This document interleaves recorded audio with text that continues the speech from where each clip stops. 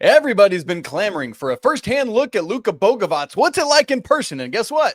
Coach Rob got to go see it at practice earlier this week.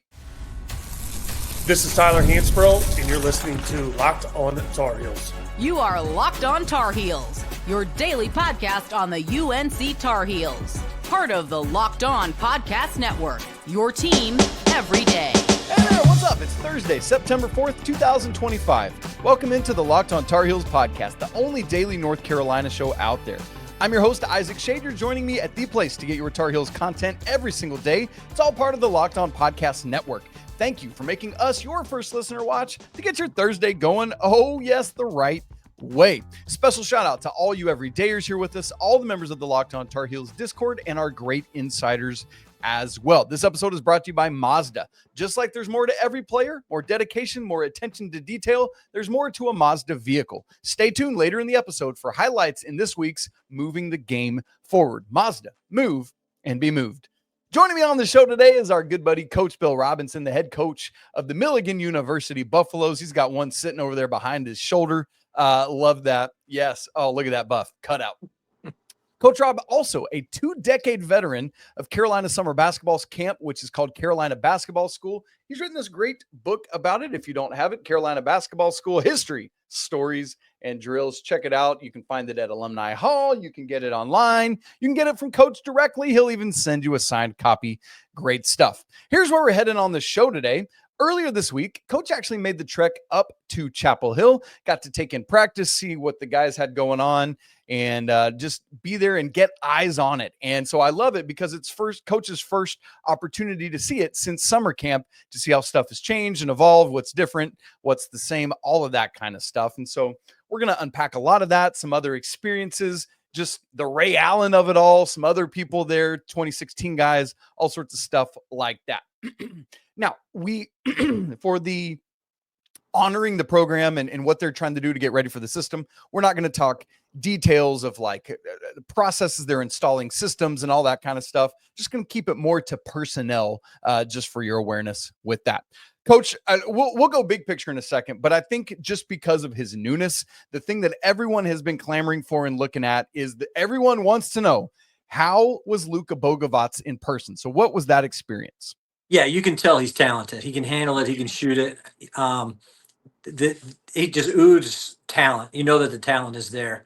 Every time you go to a new program, there's growing pains of just being able to fit in and what his role is, and just being able to play together. This is a time of year where even in open gym and things like that, you'll see the ball thrown around a little bit different because you don't know how to play with each other. There's curls when you thought it was going to fade, and you have all the different things. You thought somebody was going to pick and roll, and they pick and pop in the ball. And there was a lot of that with him. It just seemed like he hadn't quite fit in with his lineup yet. I think Hubert, again, you're always trying to look at different lineups. It seemed to me that what we think as outsiders, his starting lineup, it looked like the backcourt was on one team and the starting front court was on the other team, and they mixed everybody else. But they were very competitive. Both groups, actually, the last drill they did to finish practice ended up going to a tiebreaker, and Jarin Stevenson hit a three to win it. So it was kind of cool to see. Even in a practice that in September that doesn't really mean a whole lot, they were still super competitive. Gym was loud. Guys were really into it. So I was very impressed with just the energy in the gym. Man, that's really cool. Yeah, looking at the practice schedule from what you sent me yesterday, one team, the white yesterday was on Tuesday, Derek Dixon, Luca Bogavatz, I almost said Drake Powell, Jonathan Powell, Caleb Wilson, Henri, Veesaar. Veesaar. I got to get it. It's different. I've heard Jones's pronunciation of it now, and it's different than we've been saying. And then on the blue team, Kyan Evans, Seth Trimble, Jarin Stevenson, the aforementioned Zayden High, and JB with his 25 extra pounds. And Coach, I love what you said there. It's like the talent is obviously there, but it just takes time. This dude's in a brand new country, right? And it's just going to be a while to get it worked in, but all that time is going to be spent together. That's all part of why we wanted and hoped that he would be here earlier in the summer so that a lot of that integration could have already happened. That said, Coach, do you have concern that there will not be enough time to get there with that integration? Or do you think it's like, look, we still got 2 months till our first real game? I'm not concerned at all. Okay. And there's a lot of time left. There's a lot of talent, and the coaching, all that together, will get it to where they need it to be by the time they need it to be there. One of the things we talked about was the possibility of him playing the point guard position. Here's my personal feeling after yesterday. Okay. They don't need him at the point with Derek Dixon playing the way he played. Really? He played great, and shot the ball well. He handled the ball. He distributed it well, and we're going to talk about Ray Allen, I think, at some point. But at the end of practice, with all the guys paid homage, came over and respect and be able to meet Ray. And when Derek Dixon came over and dapped him up as he walked away, Hubert looked at Ray and said, "He's a freshman, a true freshman." And that was, to me, very telling, very high praise that he would sit there and make sure that Ray Allen knew, hey, this kid's really good and he's only a freshman. So that's what I think was most exciting, that from first open gym back in camp to now, to see Derek Dixon improve that much was very encouraging for me. That is a great sign, Coach, because we've had all those conversations about, is it Luka? How much does Seth do it? Is Kyan Evans ready to do that? But knowing that you have another one in Derek Dixon that can handle it, and that seemed like, of the two freshmen, he was the one more ready already to step in some point guard ways. So that's encouraging. Yeah. Go ahead. You got something One more else? thing about that was just with we got there early. You don't show up at practice late. So we were there half an hour early, just sitting in the stands. And Seth came out with Kyan Evans, and they just did a 3-point workout with Marcus. They didn't miss. And then when I mean they don't miss, it was 1 out of 10, that they missed. I mean, they were both, and their forms are so different. Kyan Evans' form is perfect. Seth's is not, but Seth is so repeatable, and he absolutely shot the ball great yesterday in the pregame and in practice. The whole workouts was great. So to see those two guys come in working hard, working extra with Marcus, and just making shots was very encouraging. Man, that's one other quick question about Luka is, like, did you get a sense, and I know you weren't like right there at the court, but like, of his ability to converse with his teammates? Like, is he speaking English? Are they trying to have to translate? How's that going? Yeah, we sit up in the stands, and they only let Letterman down on the floor, and obviously we're not Letterman, but can't hear a whole lot unless it's a coach really got everybody's attention and yelling. And we had some of that happen too. But it looked like he was having a hard time communicating, and whether it was just him understanding what they were asking for him, or whether it was actually verbal communication. But he just looked like he was still trying to kind of just get comfortable. He looked uncomfortable. I think that's the easiest way to say it. Yep. Yep. And it'll come. And I have no doubt it will come. I don't think that's a negative at this point. I think all of us in a situation where, if we went to a foreign country and we're playing with guys we haven't played with, it's going to take more than a week or two to be able to really fit in. Yeah, that's all part of what you were saying. Even that then translates to the way you play. So it's just going to take some time, and we'll get there. Coach, let's zoom back out then. Big picture. Obviously, you already talked some about Derek Dixon and what he's doing. What's your either like biggest takeaway or the most impressive player you saw? Yeah, it's the Seth's team. There's no doubt about it. We all thought that was probably going to be the case, but from the fact that he was the first, second one in practice, and he was one of the last ones to leave. Of course, he was one of the last ones to leave because he was talking with Ray Allen. But it's his team. He runs the show when it comes to the verbal on during the game, during practices, just the leadership stuff. It's Seth's team, and that was very encouraging to me. I know there's a lot of encouraging things to happen, but you could just see that he was the leader. He looked comfortable doing it. And it's not in your face, I'm yelling at you. It was just a gentle encouragement of the way he just interacted with everybody. And you could tell that it was definitely his team. That's what I love to see. Was he handing out free ice cream coupons when he reprimanded someone? No, but we did make our stop along the way to make sure we supported the program and got some Ben and Jerry's on our way out of town. I love that, Coach. Man, I can't wait to get there and sample it myself. Coach, obviously, I'm always interested and intrigued by the individual players, but were there any like combinations you saw that were working well together? It was interesting because you have, like I said, you had the backcourt on one team and the front court on the other team. And it seemed to me that the Seth Trimble, Kyan Evans worked better together than I expected to. It didn't look like 2 point guards playing. It looked like two guys who just knew how to play basketball. You really couldn't tell who was the point guard. Whoever had it brought it. And they seemed to have chemistry already. Guards tend to think about that stuff more, I think, than big guys. But I thought that was really it was good. Again, good to see that they play well together. And it doesn't have to be I'm on the point. You're looking for the ball. If Seth got it, Kyan's gone, and you got a guy who shoots mid 40s or high 40s from three. He doesn't need to be bringing the ball up the floor every time. Just go find your space and make plays, and that's what they did. Ooh, I like the sound of that a lot, Coach. Man, because if those two can be in tandem and be those, Coach Davis talks all the time. I want 2 point guards. And if those guys are both doing it and you can get Luka out in transition and the other one of them out in transition and Caleb Wilson running the floor, I mean, good grief. The possibilities there are so much. And we want to talk more about that. Coach obviously had eyes on the guys this summer. I want to know what's changed or what's the same. Have any of his opinions differed from what he originally thought? And so much more coming up here in just a second. Right after I tell you about Upside. Hey, Tar Heels fans, are you still paying full price for gas? And if so, why? Stop leaving money behind. Get real cash back every time you fill up using the free Upside app. Simply download it in the App Store or Google Play Store and start earning cash at the pump today. Use our limited time promo code football and get an extra 25 cents back per gallon on your first fill up. You can make up to $300 a year just from buying the gas that you already needed anyway.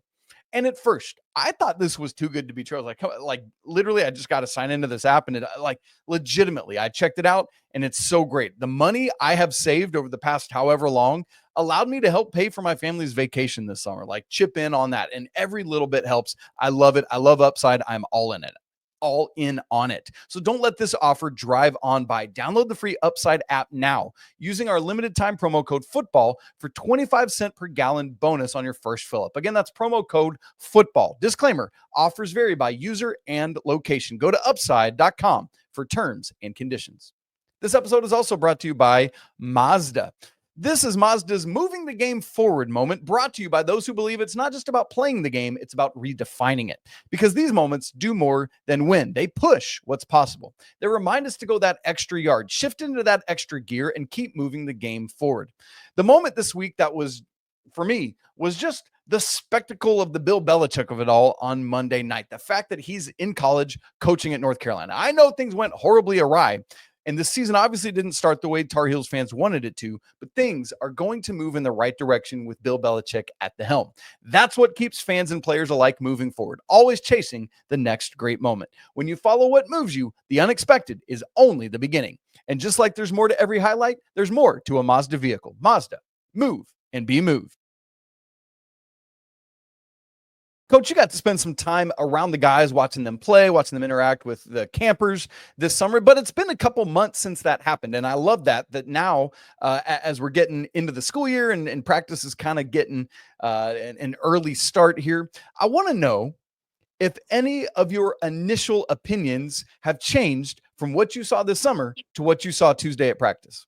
Yeah, it was more confirmation of what we thought from the summer than the big changes. I think the biggest change we already talked about with Derek Dixon just really seeming comfortable and playing great and shooting the ball great. That was very different than the first one. So he's probably the biggest change. Everybody else you're confirmed. Jonathan can shoot the ball. I mean, he can really shoot the basketball. Henri Veesaar, from the day I saw him in person, I said, that's an NBA guy. I still believe he's an NBA guy. He hit 3 or 4 threes in the trail. Like, he didn't hesitate. They were at the line. It's not like he was shooting NBA deep stuff. It was just all within the game and the flow. He made a couple nice post moves. Caleb Wilson's really good. He's got a little finger injury. One of those, and you and I can relate to this. You dunk so much, you end up cutting your finger on the rim, and it gets infected a little bit. And it's just a day-to-day thing. I think it limited his offense a little bit yesterday. But you can see all the skills are there, the ability for him to get up and down the floor and just impact the game at both ends. It's exactly what we were expected to see. Coach, here's the truth of the matter. I don't know if you're aware of this, but it doesn't matter if you're 1 centimeter or 8 feet behind the 3-point line. It still only counts for 3 points. So I don't care how far back Henri is, just like you were saying, it all counts the same. And what I love you saying that, I didn't prime the pump, but literally on yesterday's show, Tyler Zeller and I talked about, I asked him how Henri is changing ends. I'm curious to hear your take on that, having seen it. But he said, look, he's not going to keep up with Seth and Kyan and Caleb, but in that trail roll with the kick out three from the top of the lane, man, he's money. And so I love to hear then that you literally saw that happen the next day at practice. Yeah, he's not Zeller. He doesn't run like Zeller. And let's be honest, there's not a whole lot of post guys in right. Carolina history that ever can run like Zeller. But he's capable, and he's going to have to. Where Zeller kind of just flew down the floor, and it looked very effortlessly. Henry's going to look like he's working hard, but he's going to have to but he can still get down there. It's not like he's he's not like he's slow. He just has to make more of an effort to get to, mentally to be able to get up and down the floor. But he looked really, really good. And Jarin Stevenson is everything that we think that he's that glue guy. He's not going to take bad shots. He's not going to make bad decisions. He's going to defend anybody and everybody that's around him. And when he gets the opportunity, he's going to knock down open shots. And I think that's exactly what they need from him. He's not going to demand the ball. He's not going to get mad if he doesn't get touches. He's just going to play. He just wants to win. He's going to be so critical for this team. I really truly believe that. Coach, combining everything you saw this summer with everything that you saw at practice on Tuesday, if you had to define it right now, what would be this team's calling card? And by that, I mean, like thinking back to the 1 seed 2 years ago, that was a team that became known for its defense. Last year, it was a team that wanted to get out and run a little bit more. Like, what is going to be the DNA that defines this team? To me, I still think it's tempo, and they're wanting to play faster.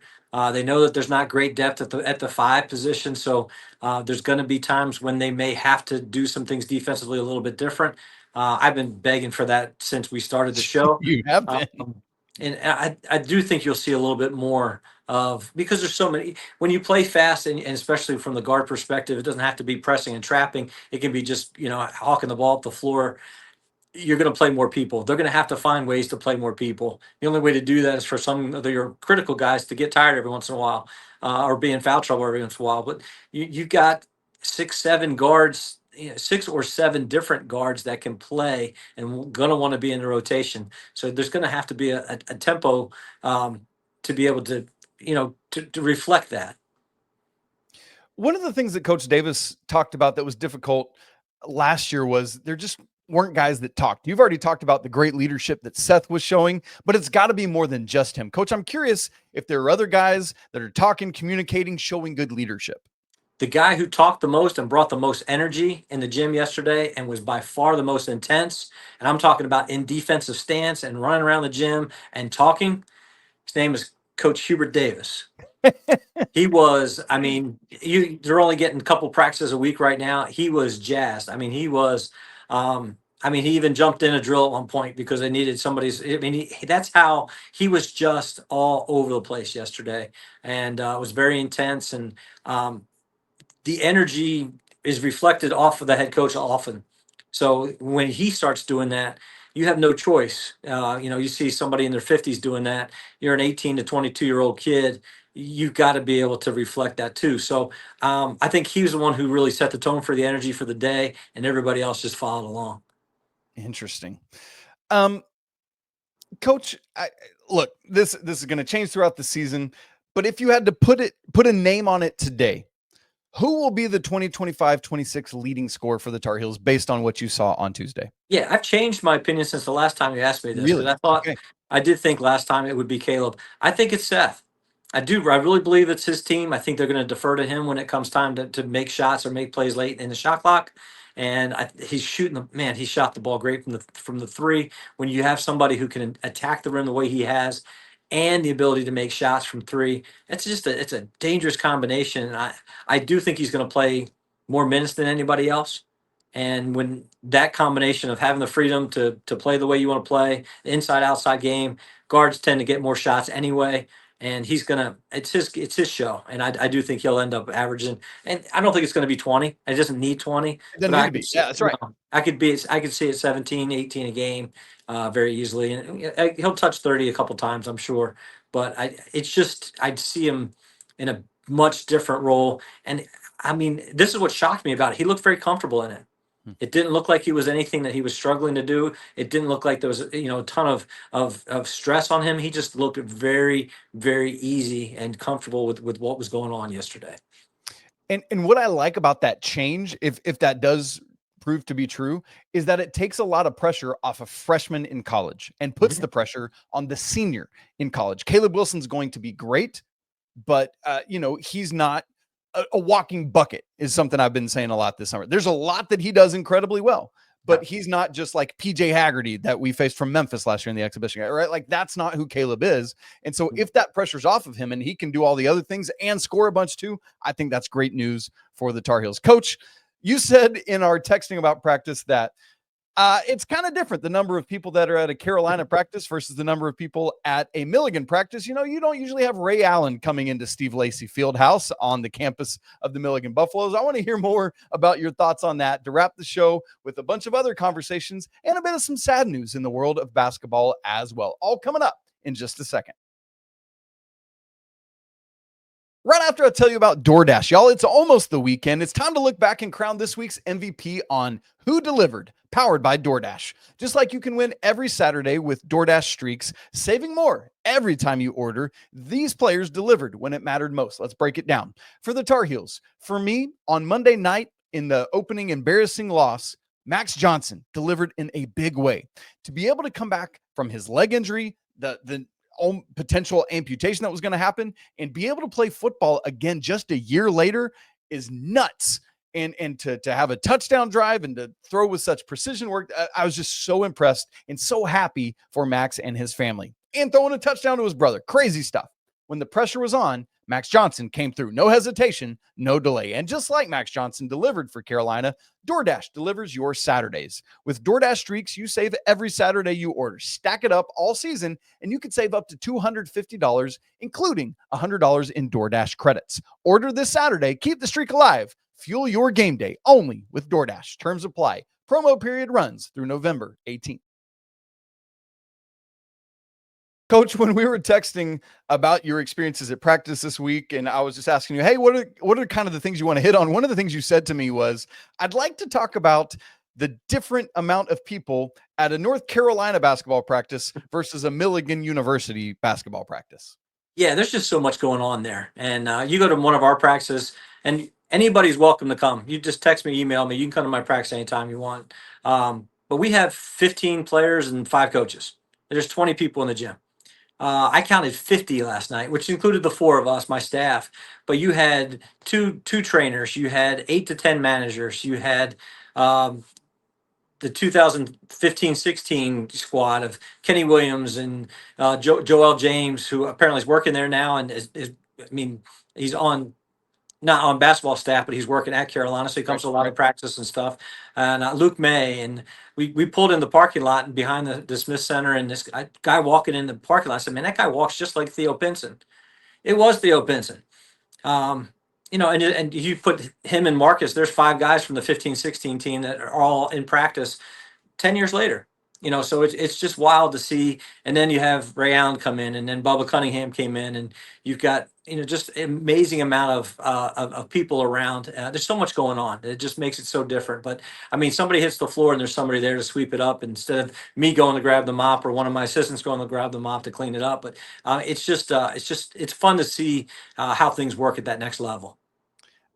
What kind of when Ray Allen walks in the room, like what was that experience? Yeah, I knew something was up because Jim Tanner, I think we actually talked about it. I'd never seen Jim Tanner in the gym. And it's been a couple years since he's been there. And he was there early, and then he hung out. And I'm sitting there going, well, he must just want to, see what's going on. And then he went and got another chair. And then they got another chair and put it next to him. And I'm like, something's fishy. And then when Ray Allen walked in, it wasn't like the record skipping and stopping and the whole room look. But you could tell there was some people just like, oh, there's a Hall of Famer in the room. And it does change. Definitely changes. And just to see the way he and Hubert greeted each other was really cool. Of course, Sully coached in the NBA for a long time, so he went over and greeted him really well too. So, but not somebody you expect. It was not on our bingo card to see him walk in to practice yesterday. Coach, another thing you mentioned you wanted to discuss was the different ways you watch a game versus a practice. I'm curious for you to dig in more on that. Yeah, I talked about that because my assistants were there and they're writing down every drill. They're writing down all the technical stuff, the X and O stuff. I was writing down all the personnel stuff. Hmm. But I have friends that are officials, and they'll sit there and watch a game with them, and they'll say, "Oh, they missed that," and I'm like, "What? They're just no. The guy was not in his right position. He made that call, but he was not, or it wasn't his call." And then you get the moms and the dads who only watch their kid, and the mom can't wait for the timeout because her daughter's a cheerleader. And then you got other people who just can't wait for a timeout so that the cheerleaders could do their little dance. And, it's just amazing to see how everybody looked. And even yesterday, the four of us, we all watched the same 2-hour practice, but we all saw different things. Mm. So it's just incredible to see all the different ways that people can watch a game. Most fans watch the ball. Coaches watch the movement. They're watching the entire movement, the offense, defense, how it all moves together. And it is just amazing to see how you can sit there and watch the same movie and feel like there's two totally different takeaways. So it was just interesting to spend a lot of time with my staff yesterday. It was very valuable, and it's led to some great discussions. Of course, 4 hours down, 4 hours back. We talked a lot yesterday, and we still ate lunch together today, so we still like each other. That's a win for the Buffs, Coach. I'll tell you that right now. Okay. No easy way to do this, but want to take a hard left turn to talking about some sad news in the world of basketball. And Coach, I'm just going to, if you don't mind, just turn that over to you to handle those honors. Yeah. Coach George Raveling passed on Monday. He was 88. He had an impact in my life, even though we never officially met. He recruited me when he was at USC. This is one of the letters that really changed my life. I led the nation in scoring my junior year in high school, and back when recruiting was different, they just read the paper and saw stats. There wasn't videos posted and stuff like that, so they didn't know that I was 6 foot and weighed 140 pounds. They just knew that I scored a lot of points. So I got a lot of big time letters, and this specific letter, I was planning on going out to. I wanted to meet him. I wanted to go to camp. I wanted to see what USC was all about, and I had gone to 5-star a couple weeks after this and realized I was not a Division I player, and I wanted to play, so I ended up going to NAI. But he was not just a basketball coach. He was much more than that. Martin Luther King, Dr. King's I Have a Dream speech, the actual notes were given to Coach Raveling. He had them in his hand. Somebody offered him $3 million one time, and he turned it down. And I think 3 years ago, he went to Villanova, played at Villanova. He turned the papers over to Villanova University, where they have him now. So I got to see him a couple years ago. I guess it's maybe 8-10 years ago now at the Final Four. And he just had an aura about him. He was just a very special person. And it's very sad for me to see him go. I was on an email list that he would send out with leadership and motivational stuff. And it came once a week for a while, and then it came once a month. And then lately it kind of dwindled. And I kind of wondered if something was going on. And he finally passed on Monday. So it is a sad day for the whole world of college basketball. Yeah, that's very well said, Coach. I appreciate you shining a light on his life and the meaningful things that he had done. Any life is a sad life loss, but obviously in the world of sports, some of them hit different for us. Coach, I know we got one final thing to do. You got a little bit of a something from one of our audience members, and would you share with us what's going on there? Yeah, my good friend Jason Feldman, he lives out in Phoenix. He was actually next door neighbors with Walter Davis. So he actually babysat Walter Davis's girls and he's a Carolina camp guy, and he wants to make Duma, his dog, famous. So he sent me this picture of Duma from my office, and we want to make sure we get Duma Locked On Tar Heel famous today. So yes. There's Duma, and Jason, thanks for the picture, but I was able to get it on. So now he knows Duma is famous. Take that, Kirk Herbstreit's dog Pete, that was calling the football game the other night, because Duma is now, yeah, man, that's good stuff. No, Jason, thanks so much for doing that, man. It's great to get to celebrate Duma, and can't wait to see the picture hanging on your wall somewhere, Coach. That's going to be great. Coach, very grateful to you for sharing with us insight from your trip to Chapel Hill earlier this week. I know that is a special thing that nobody else really gets access to at this time of year, and so so grateful to you for your exclusive insights. You're the man. Folks, if you haven't subscribed to the show on video and audio, do that right now. For those of you watching on YouTube, that link's just right down there in the bottom. If you're listening, you can find that obviously in your favorite podcast platform as well. If you've not joined the Locked On Tar Heels Discord, we'd love to see you there. That link is in the show notes. Free to join a great community of Tar Heels. Come on in. The water's fine. And if you want to go next level with the show, join the Locked On Tar Heels Insider Program, where you get one-on-one conversations with me. Things like I had already told them earlier in the week that Coach Rob was going to be headed off to practice, some other things like that. You get insight that I don't give to anyone else other than that group. You can sign up for that. That link is also in the show notes. You guys, it's always a great day to be at Tar Heel. We'll talk again tomorrow to wrap the week and get ready for Charlotte and hopefully the first football win of the season.